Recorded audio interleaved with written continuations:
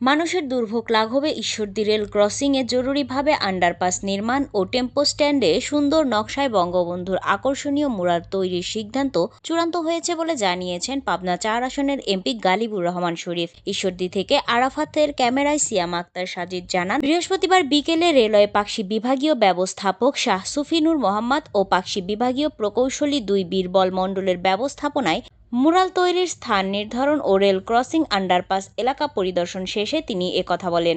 এ সময় উপস্থিত ছিলেন পাকশির ডিআরএম শাহ সুফিনুর মোহাম্মদ, পাকশি বিভাগীয় প্রকৌশলী ২ বীরবল মণ্ডল, পাকশির ডিএমই লোক আশিস কুমার, ঈশ্বরদী উপজেলা প্রেস ক্লাবের সভাপতি ও জাতীয় সাংবাদিক সোসাইটির কেন্দ্রীয় নির্বাহী পরিষদের সাংগঠনিক সচিব তৌহিদ আক্তার পান্না, রেল শ্রমিক লীগের কেন্দ্রীয় নেতা নজরুল ইসলাম, আওয়ামী লীগ নেতা গোলাম মোস্তফা চান্না, গোলবার হোসেন, জাতীয় শ্রমিক লীগের আঞ্চলিক শাখার সভাপতি জাহাঙ্গীর আলম, ইব্রাহিম হোসেন, আব্দুস সালাম প্রাং, শ্রমিক লীগ নেতা আসলাম হোসেন ও ইকবাল হোসেন, ছাত্রলীগ সভাপতি আবির হোসেন শৈশব ও সাবেক ছাত্রলীগ সভাপতি রাকিবুল হাসান রনি সহ বিভিন্ন মিডিয়ার সাংবাদিকেরা। এখানে আমাদের T37 একটা গেট আছে, যেটি অনেকবারই বন্ধ করতে হয় ট্রেন চলাচলের স্বার্থে এবং শান্তির কাজের স্বার্থে। তো এইটি যানজটের সৃষ্টি করে, এটা আমরা কেউই চাইনি, অনাকাঙ্ক্ষিত একটি যানজটের সৃষ্টি হয়। যদি যানজট নিরসনে সড়ক ও জনপদ এবং ব্রিজ কর্তৃপক্ষের তরফ থেকে ওভারপাস তৈরি একটা প্রোগ্রাম আছে, কিন্তু এটি সময় সাপেক্ষ, এটি অনেক অর্থ সংকলনের বিষয় আছে। আমরা অন্তর্বর্তীকালীন হিসাবে অথবা আমরা বিকল্প আরেকটি অ্যারেঞ্জমেন্টের কথা আমরা রেলওয়ে তরফ থেকে চিন্তা করেছি। আজকে আমরা খুশি যে আমরা এমপি মহোদয়কে আমাদের সাথে যুক্ত করতে পেরেছি, আমাদের আইডিয়াটা তার সাথে শেয়ার করেছি। উনি সরেজমিন দেখেছেন, দেখে উনি নিজেও এগ্রি করেছেন। আজকে মূলত আমাদের এখানে রেল সংক্রান্ত কিছু বিষয় নিয়ে আমাদের এখানকার রেল কর্মকর্তাদের সাথে নিয়ে আমি বেশ কয়েকটা সাইট ভিজিট করলাম।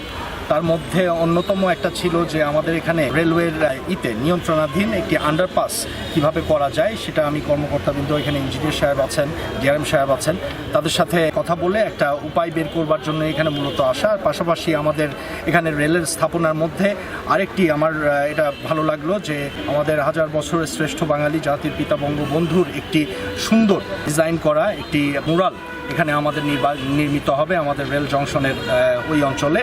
এবং পাশাপাশি এখানে আমাদের এই যে বয়োবৃদ্ধ মানুষদের আমাদের ফুট ওভার ব্রিজটা পার হতে অনেক কষ্ট হয়, সেই কষ্ট লাঘবের জন্য এখানে একটি লিফটের ব্যবস্থা, অল্টারনেটিভ একটা ব্যবস্থা করা যায় কিনা সে ব্যাপারেও আমার রেলের কর্মকর্তাদের সাথে কথা হয়েছে। আমি ইতিমধ্যেই ঢাকায় মাননীয় রেলমন্ত্রী মহোদয় এবং সচিব মহোদয়ের সাথে আমার মিটিং হয়েছে এবং এই বিষয়গুলোতে আমি ডিও দিয়ে আসছে। আজকে সরেজমিনে আমাদের রেল কর্মকর্তাদেরকে নিয়ে এই স্পটগুলো আমরা পরিদর্শন করলাম। আমি যেটি আমার নির্বাচনের আগে আমি কথা দিয়েছি ঈশ্বরদীর জনগণকে, যে আমাদের এই আপনারা জেনে থাকবেন যে আমি ইতিমধ্যে দুবার সংসদে কথা বলেছি এবং দুবারই কিন্তু আমাদের এই রেল ক্রসিংয়ের প্রবলেমের সমস্যার সমাধানের জন্য আমি দাবি তুলেছি। তার পাশাপাশি আমি রেল মন্ত্রণালয়ের সাথে রীতিমতো আমি নির্বাচিত হওয়ার পরে সবসময় একটি যোগাযোগ রেখে চলেছি যাতে এই সমস্যাটা সমাধান করতে পারি।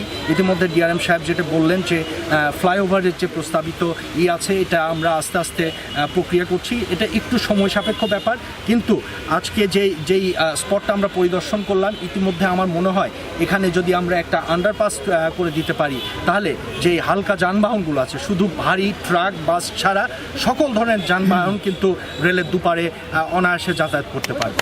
তো সেই ক্ষেত্রে আমরা সেই সমস্যাটি সমাধান করবার জন্য আজকে একটি নীতিগতভাবে আমরা একমত পোষণ করলাম এবং এখন থেকে আমরা কাজ করব যে কিভাবে অতি দ্রুত এই কাজটিকে আলোমুখ দেখানো যায়। ধন্যবাদ।